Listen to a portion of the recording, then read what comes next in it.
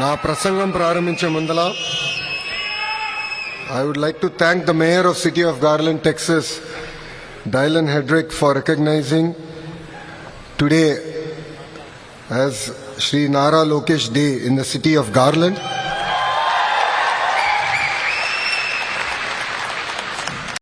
His words of encouragement means a lot, not just for me personally, but for the Telugu community and the people of Andhra Pradesh at large.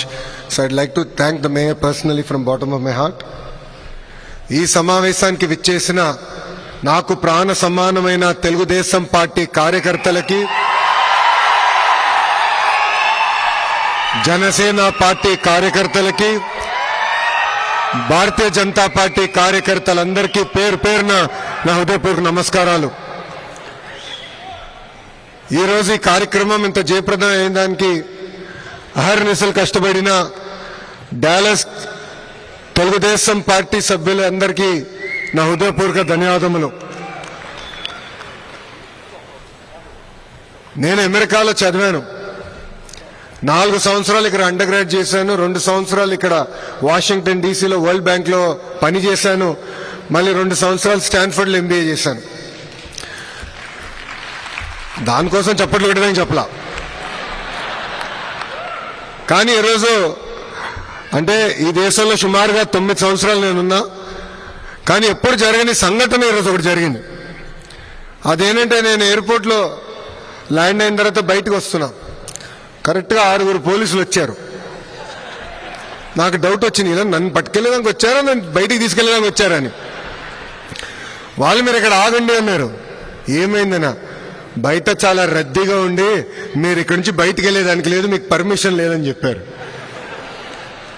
అంటే నేను Dallas లో అడుగుపెట్టిన దగ్గర నుంచి ఈరోజు ఇప్పుడు ఈ కార్యక్రమం వరకు నాకు ఇంత పెద్ద ఘన స్వాగతం పలికిన మీ అందరికీ నా హృదయపూర్వక ధన్యవాదములు. అమెరికాలో ఉన్నానా ఆంధ్రప్రదేశ్ లో ఉన్నానా అని డౌట్ వచ్చింది నాకు ఈరోజు. మీ ఉత్సాహం, మీ జోష్, మీ కేకలు వింటుంటే తిరిగి మళ్ళీ నా పాదయాత్ర యువగలం రోజులు గుర్తొస్తున్నాయి.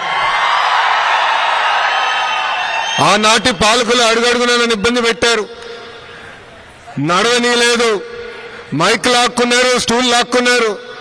అయినా మనోళ్ళు తొడగొట్టి ముందెళ్తున్నాడు, తగ్గేదే లేదని ఆనాడు ఎట్లయితే చెప్పారో అదేవిధంగా ఈరోజు కూడా నాకు మీరు అంత ఘనస్వాగతం పలికారు.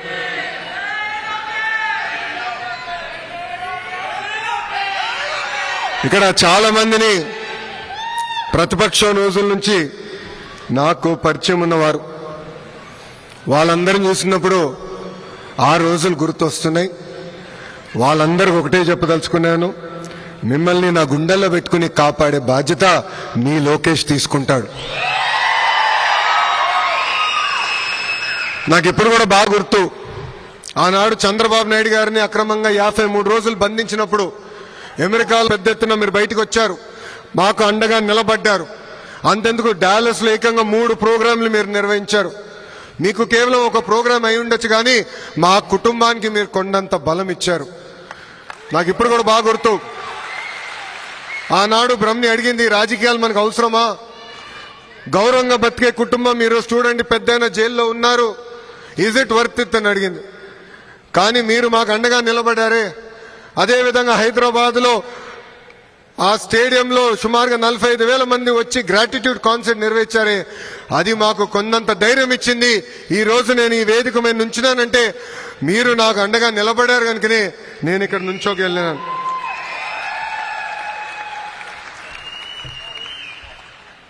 ఈ మీటింగ్ చూసిన తర్వాత టీం 11కి నిద్ర పట్టదు.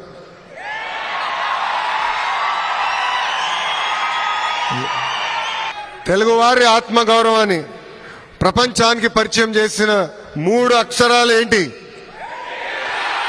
ఎన్టీఆర్. విశ్వవిఖ్యాత నట సార్వభౌమ స్వర్గీయ శ్రీ నందమూరి తారక రామారావు గారు. సంక్షేమాన్ని భారతదేశానికి పరిచయం చేసిన వ్యక్తి అన్న ఎన్టీఆర్. గతంలో మనందరినీ మెద్రాసీలు అనేవారు, మెద్రాసీలు కాదు తెలుగులు ఉన్నామని దేశానికి చెప్పిన వ్యక్తి అన్న ఎన్టీఆర్. మళ్ళీ అభివృద్ధికి బ్రాండ్ అంబాసిడర్ ఎవరు? సిబిఎన్. అసలు అభివృద్ధి చేసి ఎన్నికలు గెలవచ్చని దేశానికి పరిచయం చేసిన వ్యక్తి మన సిబిఎన్. ఆనాడైనా చెప్పారు కంప్యూటర్లో బాగా చదువుకుని ఐటీలో బాగా చదువుకుంటే ఉద్యోగాలు వస్తాయని. ఆనాటి ప్రతిపక్ష పార్టీ నాయకులు అన్నారు కంప్యూటర్ అన్నం పెడుతుందా అని. ఇప్పుడు మిమ్మల్ని అందరిని అడుగుతున్నా, కంప్యూటర్ అన్నం పెడుతుందా? పెడుతుందా? హైదరాబాద్ లో పెద్ద ఎత్తున ఐటీ పరిశ్రమలు తీసుకొస్తే రియల్ ఎస్టేట్ వ్యాపారం చేస్తున్నారు. ఈ ఒక్కసారి మీరు వెళ్ళి హైదరాబాద్ చూడండి, అసలు గుర్తుపట్టే పరిస్థితి లేకుండా పోయింది. గతంలో ఐటీ రంగంలో హైదరాబాద్ గురించి ఎవరు మాట్లాడేవారు కాదు. అలాంటిది చంద్రబాబు నాయుడు గారు ఐటీ పరిచయం చేసిన తర్వాత ఈరోజు బెంగళూరుకి ధీటుగా హైదరాబాద్ పోటీ పడే పరిస్థితికి మనందరం వచ్చాం. చంద్రబాబు నాయుడు గారి వయసు 75 సంవత్సరాలు, కానీ 25 సంవత్సరాలు కుర్రోడ్లాగా పరిగెడతాడు ఆయన. ఆయన స్పీడ్కి ఇంకా అందుకోలేకపోతున్నా, కానీ ఏదో ఒక రోజు ఆయన స్పీడ్కి దరిదాపులో వస్తానని నేను భావిస్తున్నా. గతంలో ఐటీ, ఇప్పుడు క్వాంటం. అంటే ఆయన ఎప్పుడు 10 నుంచి 15 సంవత్సరాలు ముందు చూపున్న నాయకుడు. అది వాస్తవంగా చెప్పాలంటే తెలుగు జాతికే ఒక అదృష్టం. నేను ఏ దేశానికి వెళ్ళినా, ఏ కంపెనీకి వెళ్ళినా తలుపు కొడితే ఈరోజు తలుపు తెరుచుకుంటే అంటే దానికి కారణం మన నాయకుడు చంద్రబాబు నాయుడు గారు. దేశంలోనే ఏ పార్టీ కూడా ప్రకటించని విధంగా కార్యకర్తలే మా అధినేత అని తెలుగుదేశం పార్టీ ప్రకటించింది.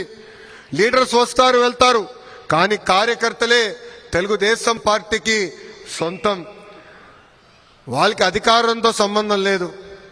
అన్నగారిని చూసినా, ఆ పసుపు జెండను చూసినా మనకి ఎక్కడ లేని ఎమోషన్. కార్యకర్తల త్యాగాలు ఒకసారి గుర్తు చేసుకోవాలి మనందరం. మెడపై కత్తి పెట్టి వాళ్ళ నాయకుడికి జై జై కొట్టమని అడిగితే జై చంద్రబాబు, జై తెలుగుదేశం అని ప్రాణాలు కోల్పోయిన తోట చంద్రయ్య మీ లోకేష్ కి స్ఫూర్తి.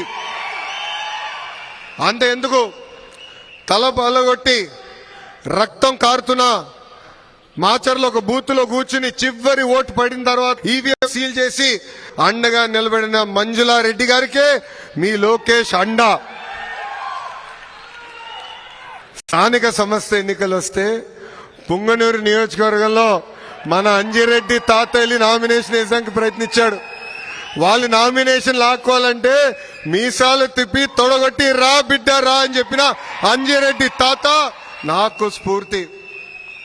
అంతేకాదు జై తెలుగుదేశం అన్నందుకు విజయవాడలో గాంధీ గారి కంటు చూపు పోగొట్టుకున్నారు.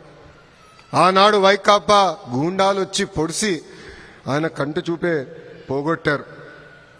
2019 నుంచి 24 వరకు రాష్ట్రంలో ఎలాంటి విధ్వంస పాలన జరిగిందో నాకంటే మీకే బాగా తెలుసు. తెలుగుదేశం పార్టీ జెండా ఎగిరేయాలన్నా లేదా జై తెలుగుదేశం అన్నాలన్నా ఆనాడు మనల్ని కొట్టేవారు, మైకులు లాక్కునేవారు, ఏకంగా ఇంటికి బయటికి కూడా అడుగు పెట్టించే పరిస్థితి లేకుండా పోయింది. వై నాట్ 175 అన్నారు, ప్రజలు అన్నారు వై నాట్ 11 అని. చంద్రబాబు గారు పవన్ అన్న ఫోటోలు పెట్టి బాక్సింగ్ చేశారు, ప్రజలే వాళ్ళతో ఫుట్బాల్ ఆడుకున్నారు. ఏకంగా సిద్ధం అని బయలుదేరారు, ప్రజలే ఆ పార్టీని శాశ్వతంగా భూస్థాపితం చేశారు. అందరూ మిమ్మల్ని ఎన్ఆర్ఐలు అంటారు. ఎన్ఆర్ఐలు అంటే నాన్ రెసిడెంట్ ఇండియన్స్. కానీ మీ లోకేష్ మిమ్మల్ని ఎంఆర్ఐ అంటారు, అంటే మోస్ట్ రిలయబుల్ ఇండియన్స్. మీరు అమెరికాలకు వచ్చి దశాబ్దాలైనా మీ మనసు ఎప్పుడు ఆంధ్ర రాష్ట్రం వైపు, మీ గుండెలు ఎప్పుడు మీ ఊరు వైపు.